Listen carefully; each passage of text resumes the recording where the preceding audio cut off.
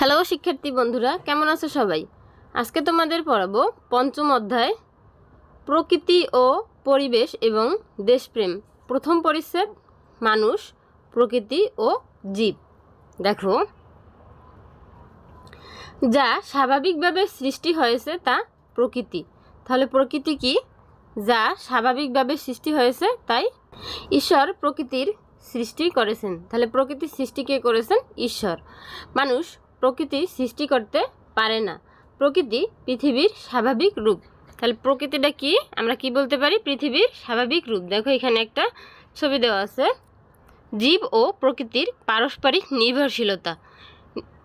আমরা যে প্রকৃতির উপর নির্ভরশীল এমন একটা চিত্র এখানে দেওয়া হয়েছে। দেখো, প্রকৃতি থেকে এখানে কৃষক ধান কাটতেছে, আবার আমরা জল পাই, সব কিছু প্রকৃতি থেকে পাই, এরকম একটা চিত্র দেওয়া হয়েছে। পরের টপিকে আসো।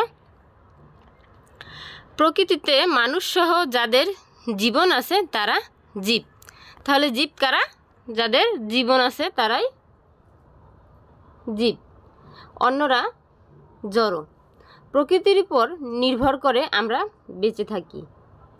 আমরা বাতাসের সাহায্যে শ্বাস প্রশ্বাস নেই। তাহলে আমরা কিসের সাহায্যে শ্বাস প্রশ্বাস নেই? বাতাসের সাহায্যে। নদী থেকে জল পাই। কোথা থেকে জল পাই? নদী থেকে জল পাই। মাটিতে ফসল হয়। ফসল কোথায় হয়? মাটিতে হয়। যে ফসল থেকে আমাদের খাবার তৈরি হয়। পরের পৃষ্ঠায় আসো। গাছ আমাদের অক্সিজেন দেয়। তাহলে আমাদের অক্সিজেন কে দেয়? গাছ দেয়। সেই অক্সিজেন আমরা গ্রহণ করি। গাছের কাঠ দিয়ে আমরা ঘরবাড়ি নির্মাণ করি, যেখানে আমরা বসবাস করি। আমরা যে মাছ, মাংস, ডিম, দুধ, ফলমূল খাই, সবই জীবের কাছ থেকে পাওয়া। জড়বস্তুর কাছ থেকেও আমরা উপকার পাই। তাহলে জড়বস্তুর কাছ থেকে আমরা কি উপকার পাই? দেখো, পাহাড় পর্বত থেকে পাথর পাই। কি পাই? পাহাড় পর্বত থেকে পাথর পাই। পাথর নানা কাজে লাগে। পর্বতের উপর বরফ জমে, বরফ গলে জল হয়। আকাশের সূর্য থেকে আমরা আলো পাই। আমরা আলো কোথা থেকে পাই? আকাশের সূর্য থেকে পাই। এই আলোতে অন্ধকার দূর হয়।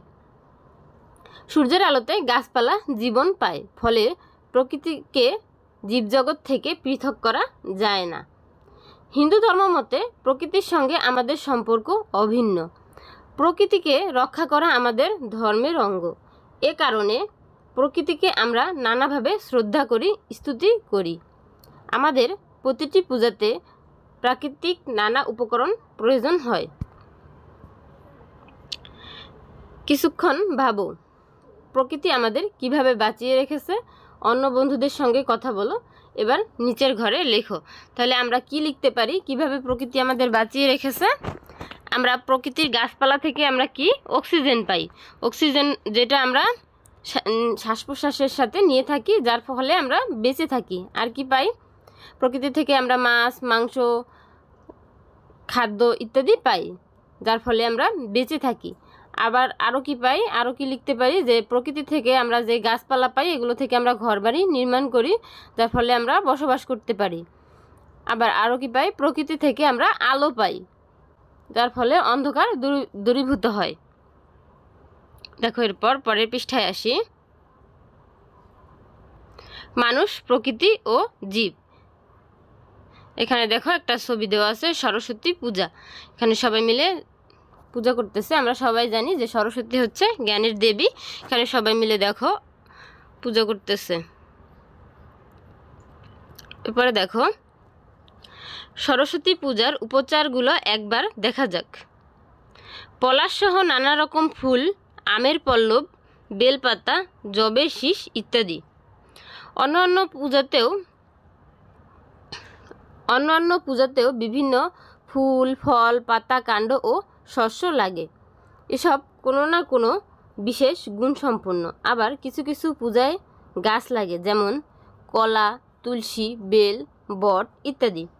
অর্থাৎ পূজা অর্চনার জন্য আমাদেরকে গাছের কাছে যেতে হয়, তাই বিভিন্ন উপকারী গাছ বাঁচিয়ে রাখতে হয়। আমাদের সকল দেবতার নির্দিষ্ট বাহন আছে। তাহলে কি আছে? আমরা কি বলতে পারি? আমাদের সকল দেবতার নির্দিষ্ট বাহন আছে।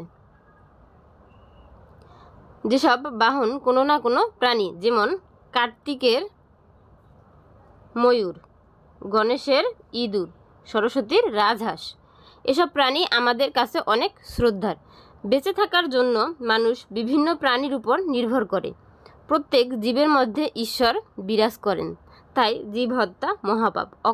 অকারণে আমরা জীব হত্যা করব না। এরপর দেখো পরের পৃষ্ঠায় আসি। নিচের গাছটির কোন কোন অংশ আমাদের কাজে লাগে চিহ্নিত করো। কি কাজে লাগে বলো।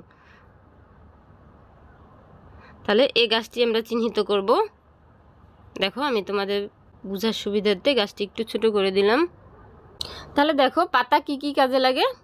পাতা থেকে আমরা অক্সিজেন পাই, যে অক্সিজেন শ্বাস প্রশ্বাসের সাথে আমরা গ্রহণ করে বেঁচে থাকি।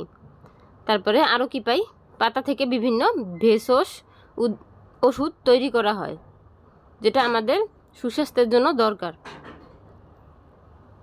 এবার দেখো কাণ্ড থেকে কি পাই।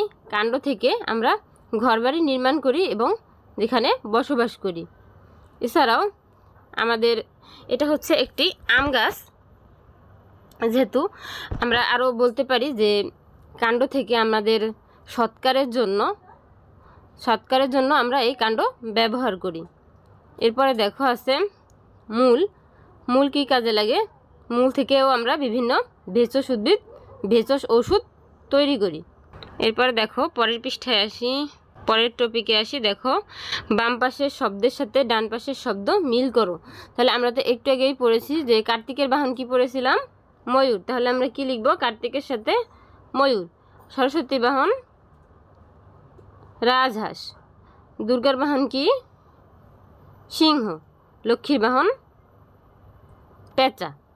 তাহলে এটা আমরা কি পাইলাম, কার্তিকের বাহন হচ্ছে ময়ূর, সরস্বতী রাজহাঁস, দুর্গা সিংহ, লক্ষ্মী পেঁচা। আজকে এ পর্যন্তই। পরবর্তী টপিক আমরা আগামী ক্লাসে আলোচনা করব। ধন্যবাদ সবাইকে।